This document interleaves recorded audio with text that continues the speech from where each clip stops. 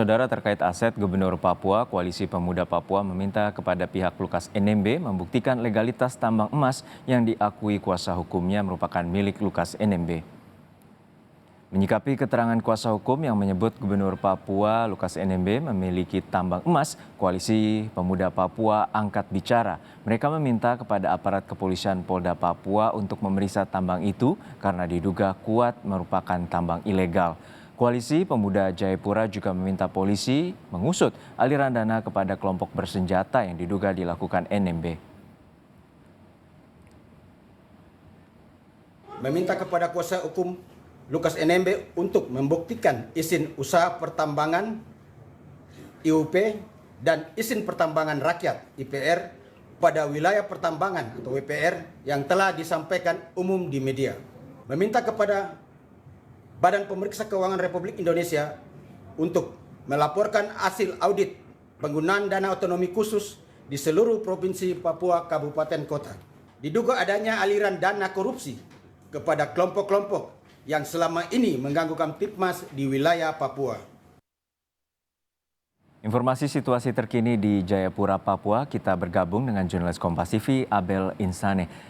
Abel, Gubernur Lukas NMB kembali tidak memenuhi panggilan kedua dari KPK dan panggilan berikutnya KPK akan membuka opsi untuk jemputan paksa kepada Lukas NMB. Lalu sebenarnya bagaimana kondisi kesehatan dari Lukas NMB saat ini?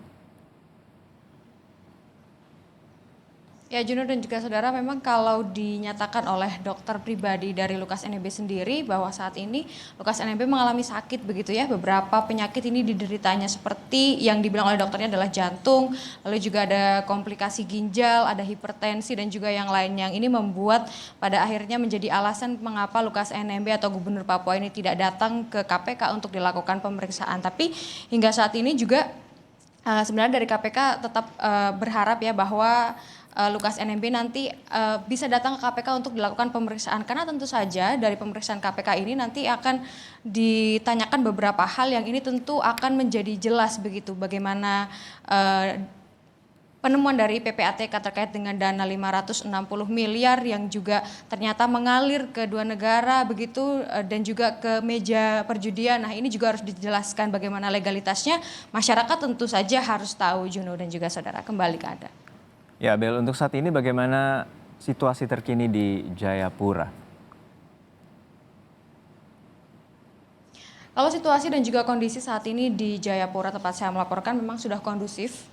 Dan ini memang berbeda daripada pada tanggal 20 yang lalu begitu ya, Juno dan juga saudara. Memang pada saat itu ada terjadi unjuk rasa yang dilakukan oleh masyarakat, bahkan sampai ada masyarakat membawa senjata tajam. Tapi tentunya dari hal tersebut polisi juga atau aparat juga sudah menangkap beberapa provokator begitu dan dimintai keterangan. Hingga saat ini untuk situasi dan juga kondisi cukup berbeda, saat ini sudah kondusif, tapi dari kepolisian tetap saja ada antisipasi yang dilakukan jika memang nanti terjadi ada sesuatu yang tidak diinginkan atau unjuk rasa kembali. Nah, untuk lebih jelasnya, Juno dan juga saudara, saya sudah bersama dengan Wakapolda dari Papua, yakni Brigjen Ramdhani Hidayat. Selamat siang, Bapak. Selamat siang, Assalamualaikum warahmatullahi wabarakatuh. Waalaikumsalam. Bapak, ini terkait dengan keamanan di Papua sendiri, lalu juga kemarin sudah ada aksi unjuk rasa. Ini bagaimana dari polisi untuk melakukan antisipasi? Terima kasih, kami seizin Bapak Kapolda menyampaikan bahwa situasi yang ada sekarang sudah kondusif, jauh lebih kondusif daripada tanggal 20. Langkah-langkah yang kami sampaikan yaitu kita laksanakan langkah-langkah preventif, yaitu patroli skala besar gabungan TNI Polri, kemudian melaksanakan patroli siber karena berkaitan dengan banyaknya hoax yang ada di masyarakat. Yang ketiga kita melaksanakan pendekatan kepada tokoh masyarakat, tokoh agama yang memang sangat berpengaruh di wilayah Papua ini. Berarti bagaimana Pak cara mengedukasi masyarakat di sini agar mengetahui bahwa memang Lukas NMB ini tersandung kasus hukum begitu? Kita nggak mengedukasi itu ya. Kita hanya menyampaikan, kita mengajak masyarakat bagaimana menjaga Kamtipmas wilayah hukum Polda Papua ini. Itu aja. Kalau berkaitan masalah itu urusan KPK dengan gubernur. Gitu. Untuk saat ini apa saja yang sudah dilakukan oleh polisi khususnya dari Polda Papua untuk mengantisipasi hal tersebut Pak selain patroli begitu Pak? Terima kasih.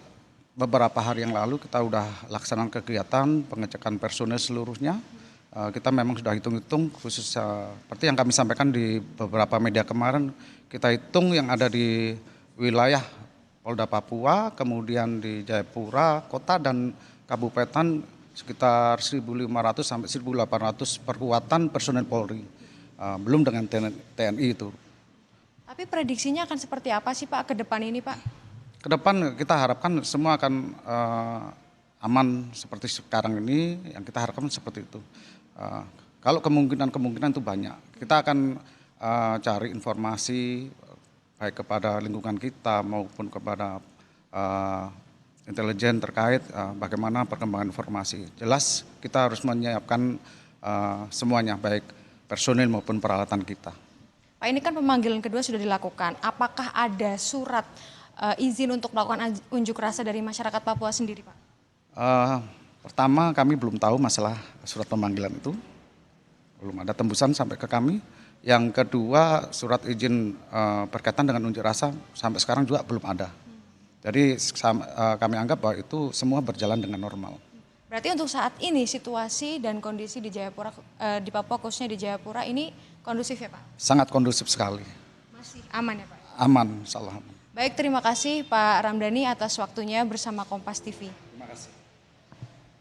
Ya, begitu Juno dan juga saudara, memang untuk saat ini situasi dan juga kondisi di Kota Jayapura tempat saya melaporkan ini masih sangat kondusif dan juga berharap ke depannya juga terus kondusif. Juno. Baik, KPK sebelumnya juga telah meminta kepada Gubernur Papua untuk kooperatif dan juga dapat mengajukan pra-peradilan sebagai haknya sebagai tersangka. Terima kasih rekan Abel Insani dari Papua, dari Jayapura, Papua.